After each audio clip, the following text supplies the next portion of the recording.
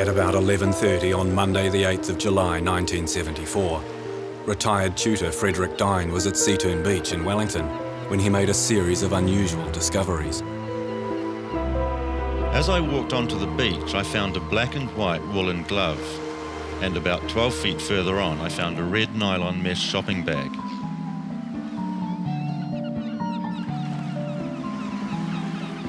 Further along, I found a brown shoe.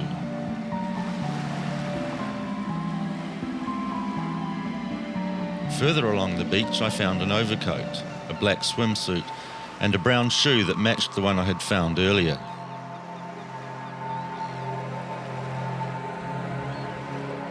All of this property had been exposed to the weather, but I noticed that it was perfectly dry. I also knew that it had been raining earlier in the day. The property belonged to Otago marine scientist Betty Batham. When police investigated the following day, they found Betty's car in the Hector Street car park at Seaturn. It was unlocked. Inside was her purse, checkbook, bank books, the keys to her flat and dive gear. But there was no trace of Betty herself.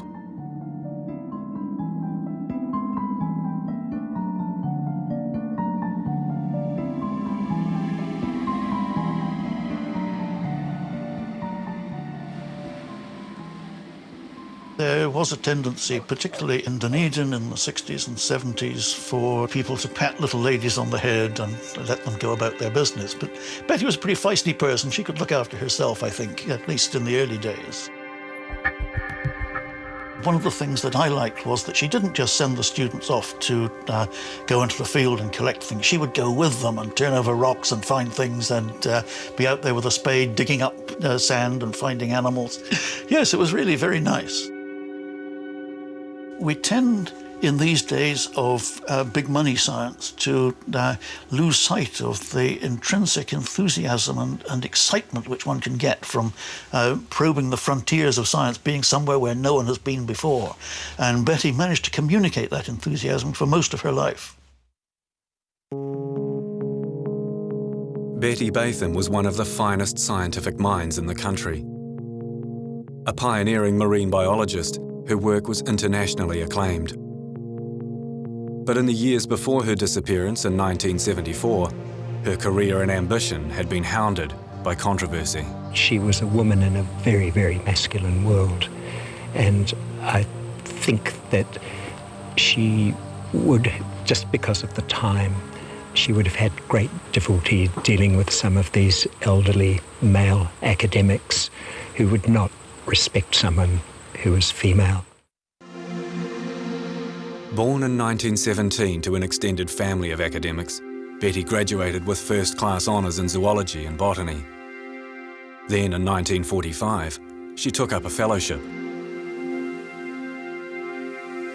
She went to Britain, did a PhD in Cambridge, one of the most prestigious universities in the world. I worked at the Plymouth Marine Lab, again, one of the best-known marine labs in the world. So she came back to New Zealand with an international reputation, highly respected.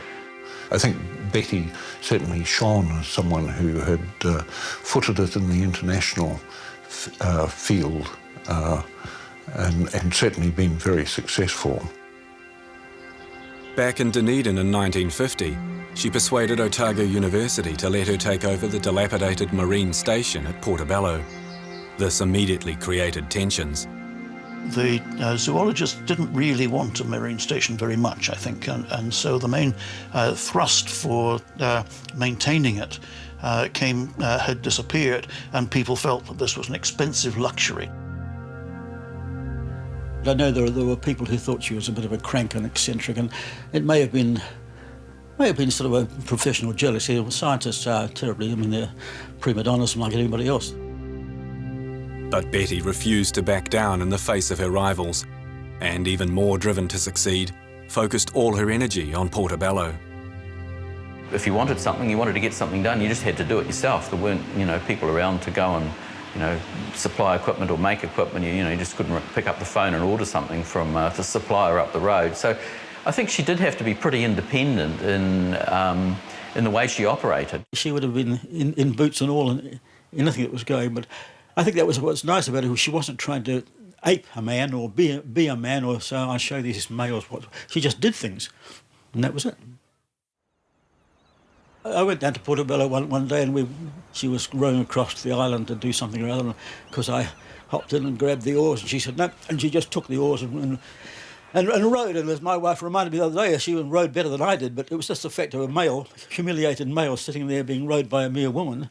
That's the way things were at that time. Despite Betty's struggles against university factions, Portobello began to flourish. Academics were attracted from all around the world, where Betty was undergoing the enormous task of identifying and cataloguing New Zealand's unique marine life. And we've got a very rich fauna on our seashore here. We've also offshore got 3 main oceanic water masses within a day's cruising. So the raw material is really very good indeed.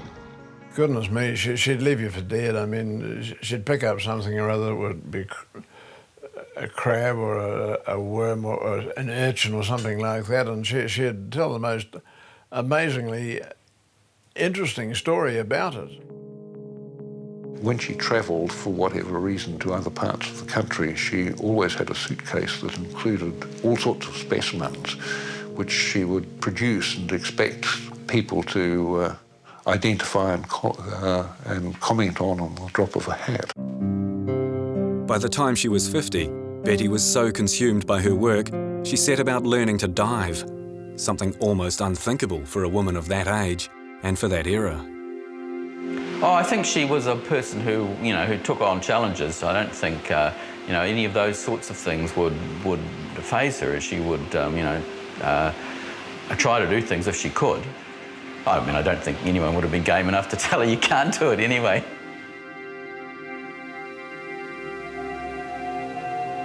In 1963, the friction that had always dogged Betty's relationships with the university took a turn for the worse when she applied for a lottery grant. It was a move championed by some, but hated by others.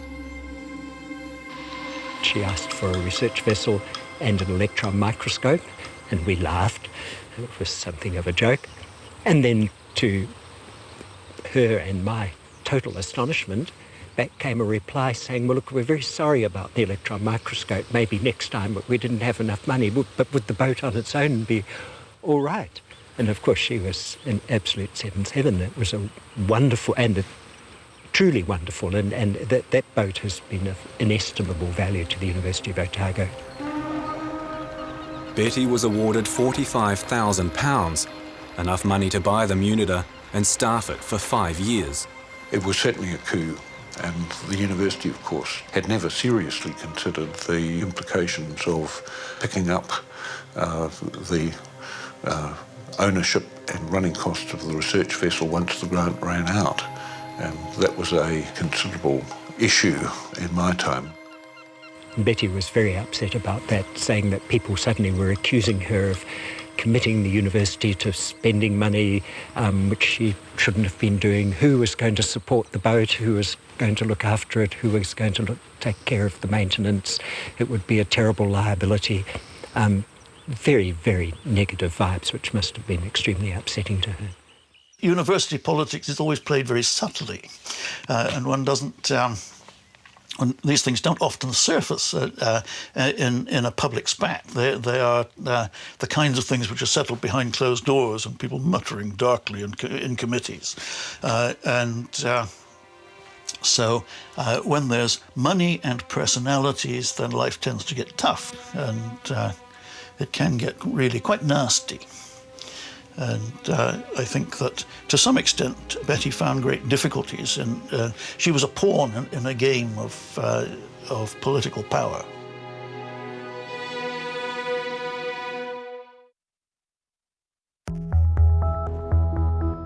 "35 years ago, scientist Betty Batham vanished in Wellington. Her disappearance followed a long, distinguished career at the Portobello Marine Lab in Dunedin. But it wasn't without a downside. In the mid-1960s, Betty faced increasing friction and isolation from her peers at Otago University.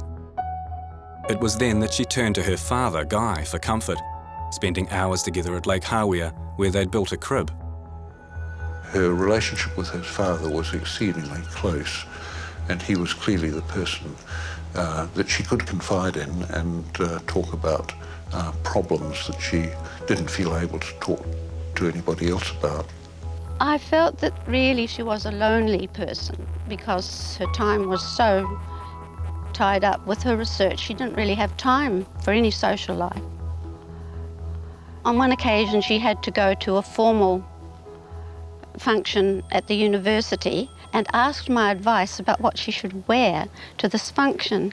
And I felt really quite sad that she didn't have a female colleague that she could ask advice from. It seemed all rather sad. Betty had a wide circle of acquaintances, but it became relatively clear in later times that the people that she regarded as close friends certainly regarded Betty as an acquaintance rather than as a close friend. I think she tended to distance herself from people around about her. According to the family, I have to stress I have no direct knowledge of this. She had a very intense affair, apparently with the professor in charge of her laboratory, and was deeply in love. And when she came back to New Zealand in 1950, she was expecting him to follow her, and he never did. So I think there was a kind of another dimension to the feelings of loneliness and isolation. Portobello's geographic seclusion compounded those emotions, and those around her were starting to worry. She did have a problem with drink, and the last time I saw Uncle Guy, her father, he said to me, if you get a chance, keep an eye on Betty and keep an eye on the bottle. I was aware that it was happening.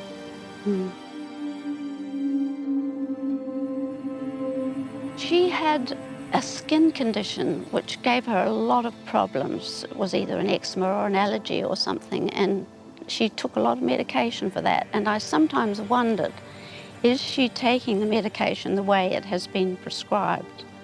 Maybe not.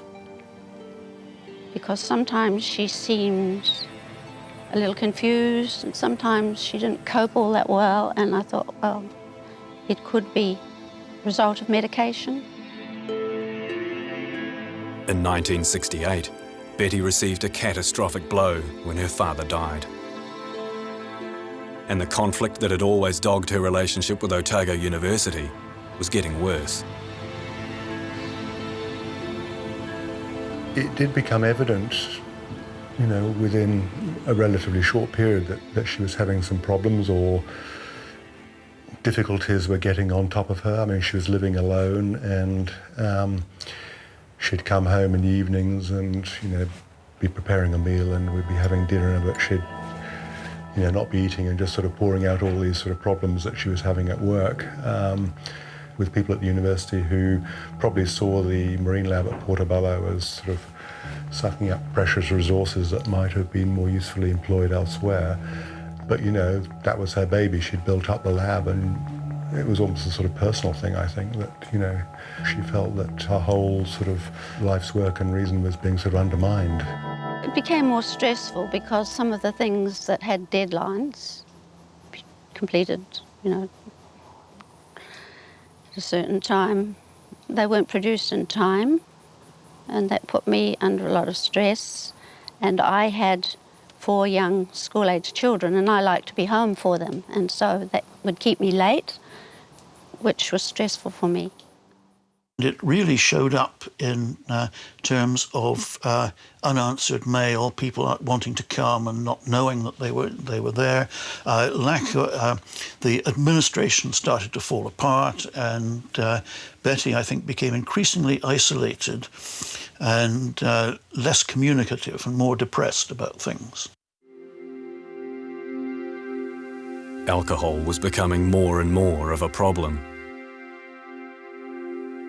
I know there were occasions at the lab when she was obviously drinking, And I can remember occasions when she sort of took off in the middle of the afternoon, and I know she shouldn't have been driving up Portobello Road. So it was evident that things were getting pretty serious at that stage.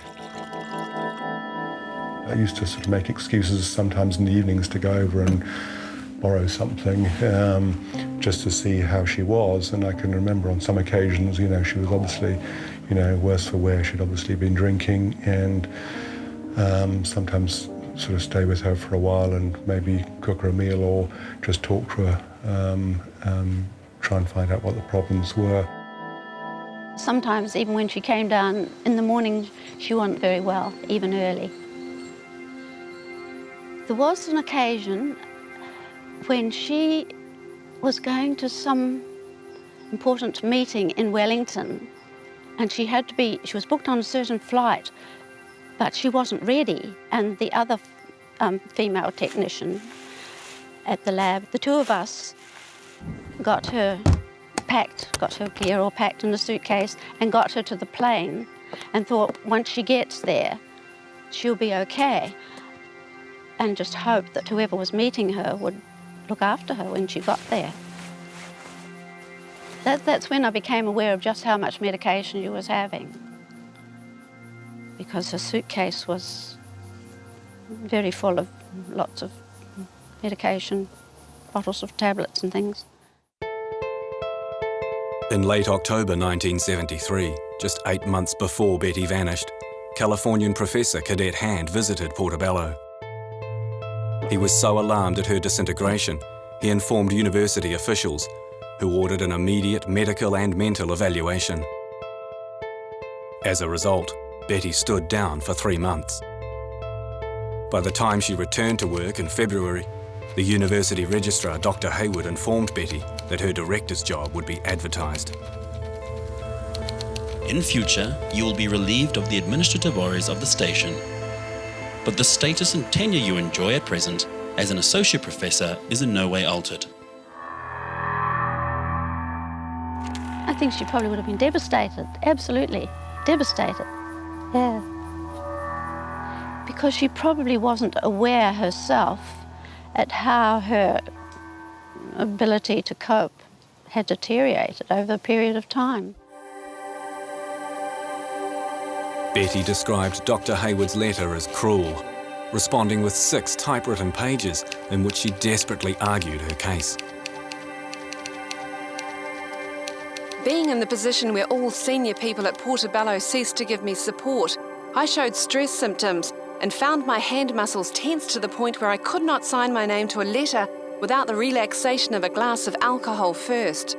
I consulted my doctor at this point, and he put me onto tranquilizers and antidepressants, which helped to some extent. Betty also complained of bullying and social isolation and pleaded to be retained as director. Being demoted from being director of the Marine Station would be regarded as a disgrace that I cannot bring myself to face. My health would not take this stress. Betty's letter made no difference. Her relationship with the university was beyond repair. I think that was really a kind of terminal blow to her, that although she agreed to it, at one stroke her life was essentially ended. And since everything that she had lived for was out at the aquarium and the marine station, and it was gone.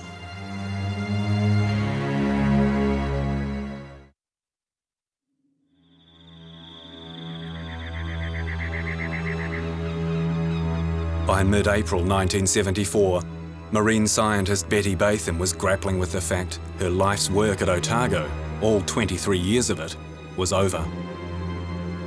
So she decided to forge a new path and headed to Victoria University in Wellington on study leave. With father and mother both gone and her sister living overseas, and I guess my mother was really, in a sense, the closest person left, and that may have been an additional reason why she did take her study leave in Wellington. And I know my mother saw a lot of her in that last year of her life, and of course was the person who had to kind of pick up the pieces. Betty was living alone in a small flat in Kelburn. and her mental health continued to be monitored.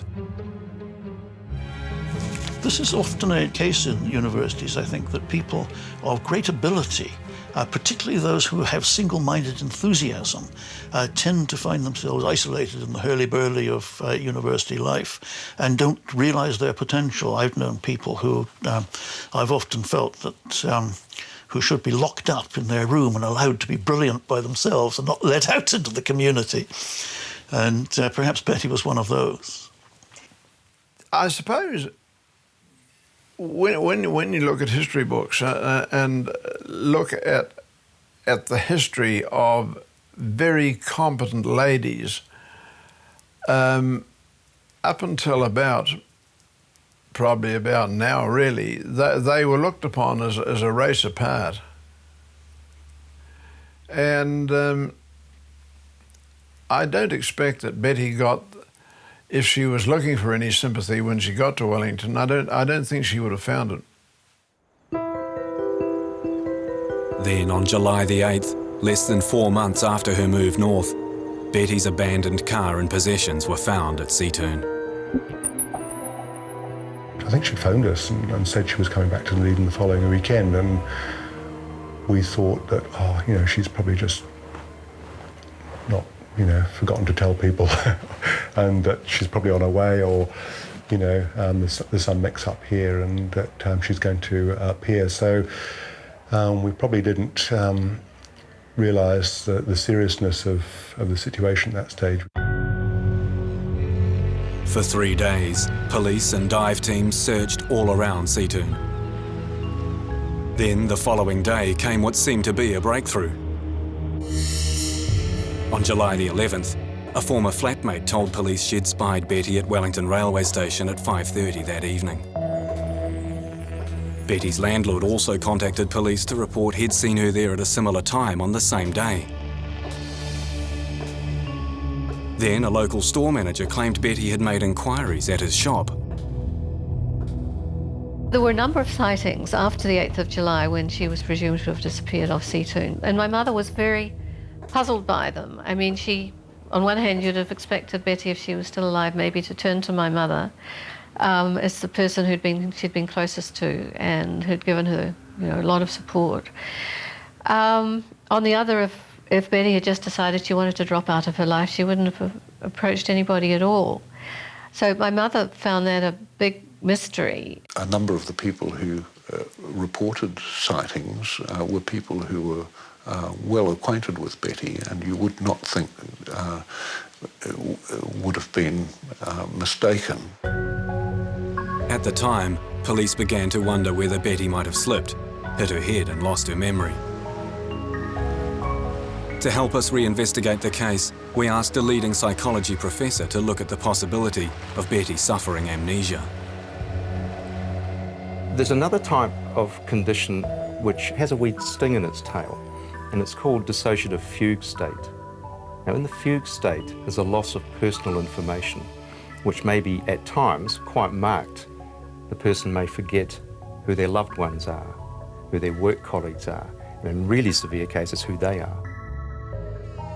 In the fugue state, the person then leaves their immediate environment, goes and lives in another city or town, and may start a new identity.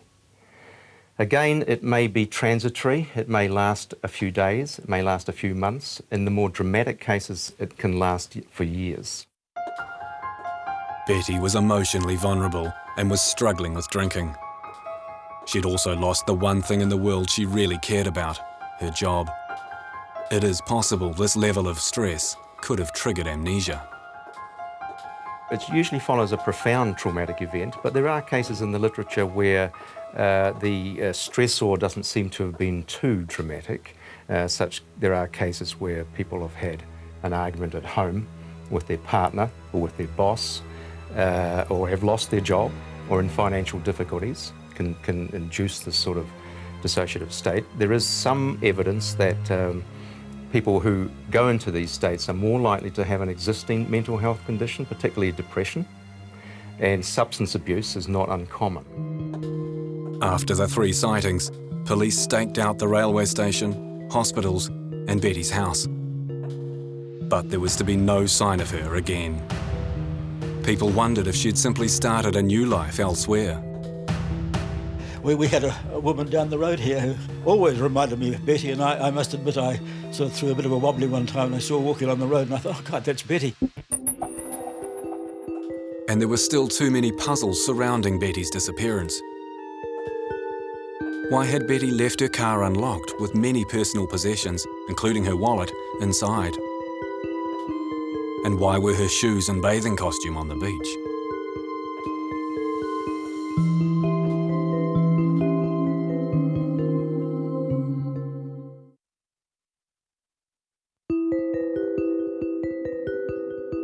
Betty Batham's disappearance from Wellington in July 1974 was a mystery.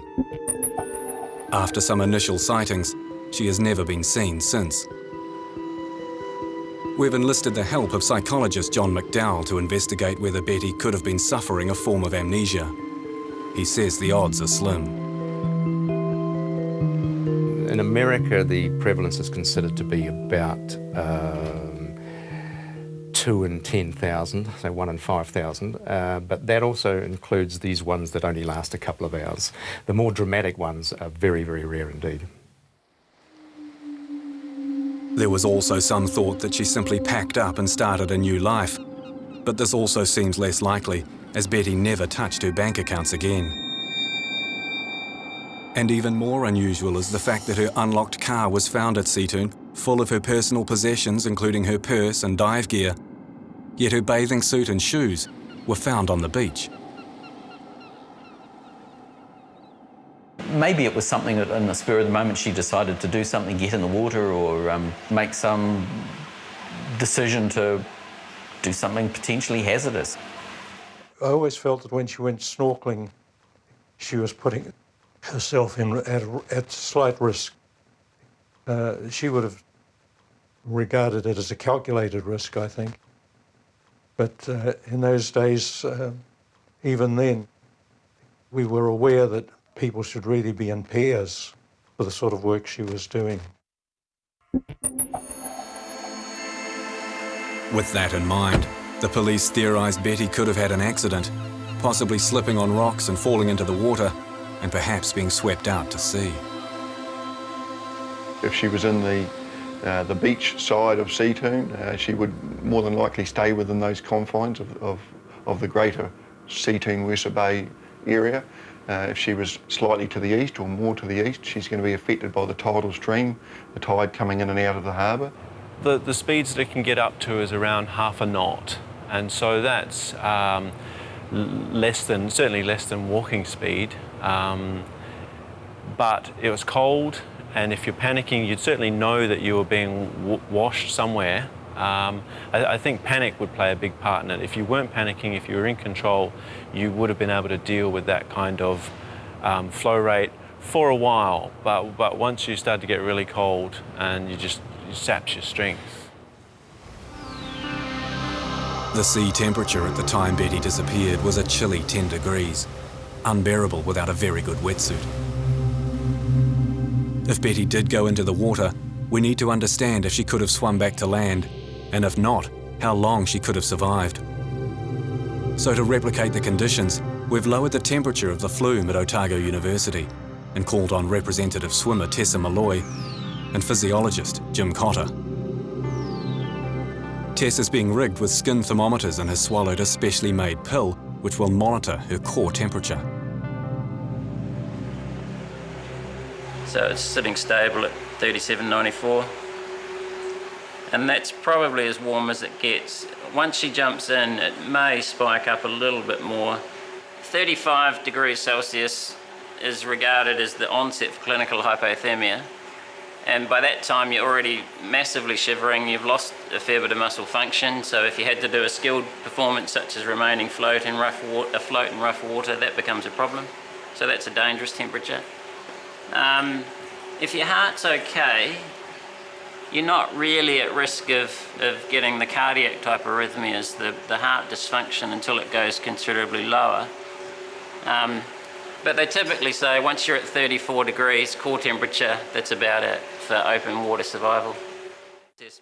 Tessa performs a basic strength test so we can chart how muscle performance deteriorates due to cold water. 25. So we've got a baseline strength of 25 kilograms. And as the muscle cools, in about 10 minutes, we'll see that start to come down. Yeah. Even though she's an excellent swimmer and is very fit, Tess is in immediate trouble. See the gasp? That's the problem now for a lot of people, is you get too much gasp and inability to hold the breath, and if you're not up and able to keep your head well above the water and keep a clear airway, then it's all over from now. But now still got fairly high ventilation, the blood pressure will be very high, heart rate's 140, so those two problems make a lot of work on the heart. So anyone prone to heart attack, this is a very bad thing to do for the heart. It takes Tessa nearly 10 minutes to recover from her initial shock. The next danger to happen is the rapid muscle cooling, particularly in the smaller limbs, the arms. Makes it difficult to keep a coordinated function for swimming. Then we get her swimming to get a further gauge of how tough it is for humans to survive the cold in the conditions that Betty would have experienced.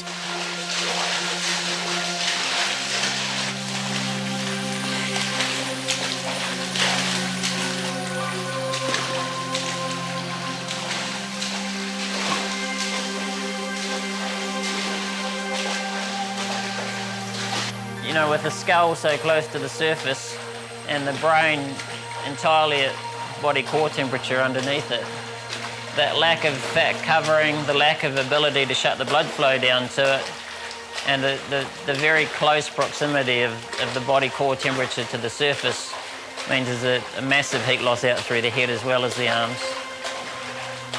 What are we at? It's 11:59. She went in the water at 11:47.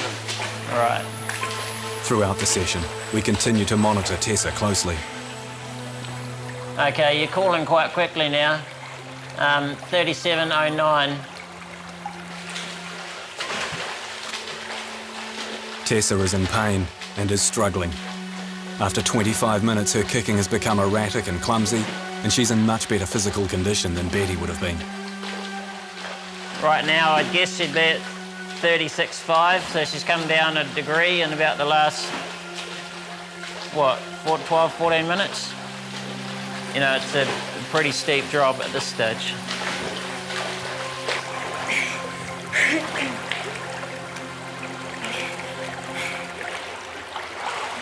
Still holding 17, so she's lost, what's that, in the order of 35% or so, but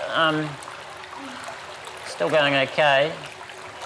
36.44, so she's moving on down quite quickly. You breathing all right? Yeah, I just feel really uncomfortable. And what? I feel like it's like kind of...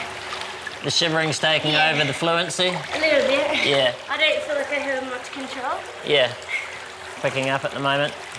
But it's not so matter. The one I'm mainly concerned about is the core.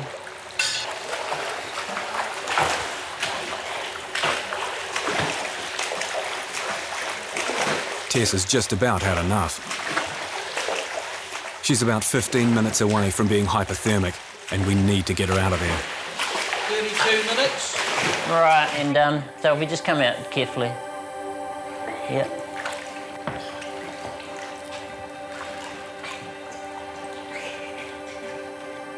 So good, healthy shivering response going now. Yep, and that wouldn't, but not much ability to feel what's happening in terms of the perceptions. Over the course of 3/4 of an hour, her core temperature has dropped over 1.5 degrees. This is reflected by the fact her strength has halved. If we allowed her temperature to drop much lower, Tessa would be in big trouble. There's 3 danger periods. It's the initial shock of going in. It's keeping your breath under control long enough that you don't breathe in immediately. And then there's the next few minutes where you've got low carbon dioxide in the blood, and it makes coordinated movement and decision making very difficult. And then Then even out around 8-10 minutes, you start to get a muscle calling that can build on top. If you're still experiencing that respiratory distress, it can build on top of that and make coordinated activity to stay afloat and keep the airway clear. That's the problem. So there's a number of things within that first 10 minutes that are potentially fatal. And then if you survive that, there's usually many, many minutes afterwards before you've got the effects of the deep body calling and the severe muscle calling that just prevents fluent swimming at all.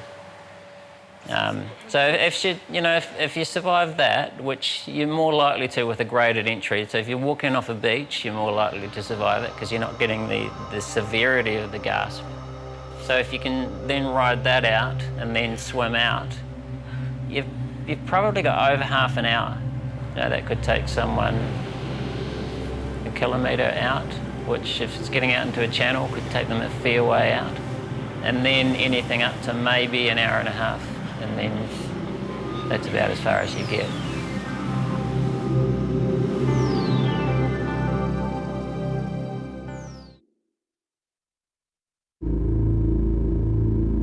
When Betty Batham's abandoned car was found at Seatoun, many believed she had drowned. She could have died almost immediately, either through stress on the heart or rapid hyperventilation, preventing her from holding her breath for more than a second at a time. But some around her began to question whether there was even more to Betty's disappearance.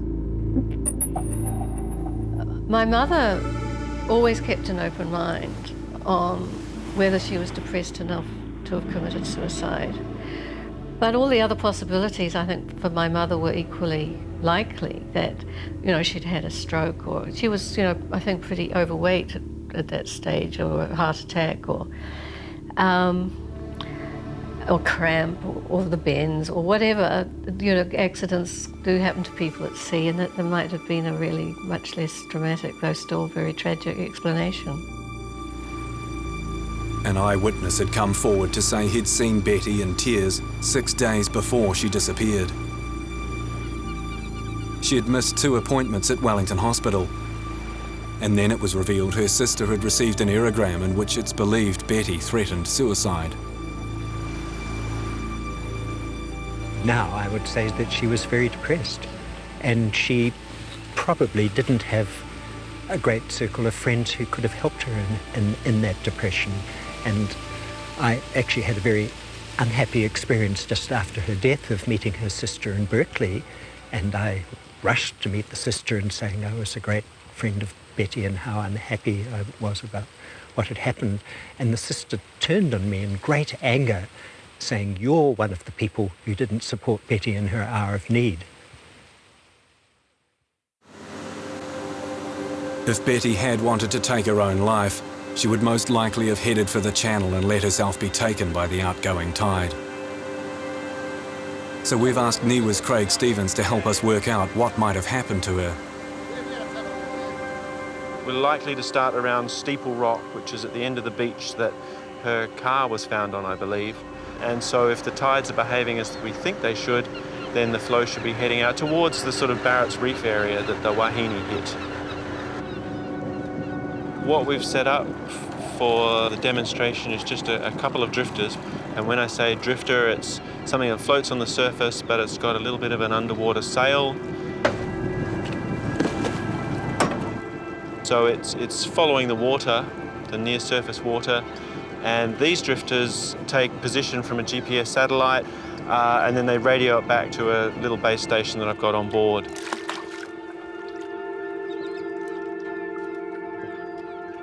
One sort of phase of the tide, one ebb tide going out from here would be enough to get it out into the Cook Strait flow. Most of the time it would then be out in the Cook Strait flow and will be heading off east. Not all the time. Occasionally there will be some of that water would come back in. So this experiment should give us a good idea of how fast and how far Betty might have drifted. If the body has stayed on the bottom because it's been snagged or anything, then chances are that's where it will stay, and wildlife and movement will take effect, and it'll eventually break down and become body parts. If it floats, same rules apply. Wildlife and wind and tide have a bearing as to where it goes and whether or not it stays intact. And that's the sort of circumstance where eventually you will find, or may find, a body part on a beach somewhere down the coast, so to speak.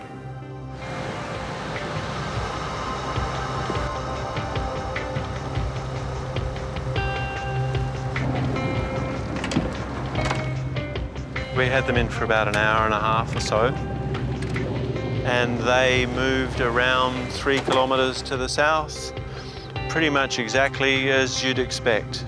And so the tide would be running for another 3 or so hours at least, so you'd expect it to go 5 or 6 more kilometres, and by then you'd be well out into sort of Cook Strait flows. And so you'd unlikely to come back into the harbour from there. Cook Strait generally flows in an easterly direction, so if Betty was in the water, she could have ended up somewhere off Cape Palliser. Wherever Betty's final resting place, those close to her remain convinced her life ended in the ocean she loved so dearly. And she'd lost her spark. She was very depressed. Her life's work had been done, in effect. There was nothing more. So in consequence, I think it's probable that if one takes a rather more perhaps sad look at it, I think she had probably lost the will to live. And no, people do just allow themselves to slip away in the sea. But I like to take the nicer view, that she saw some exciting specimen, reached out to grab it, fell down, became unconscious, knocked her head perhaps, and just drowned.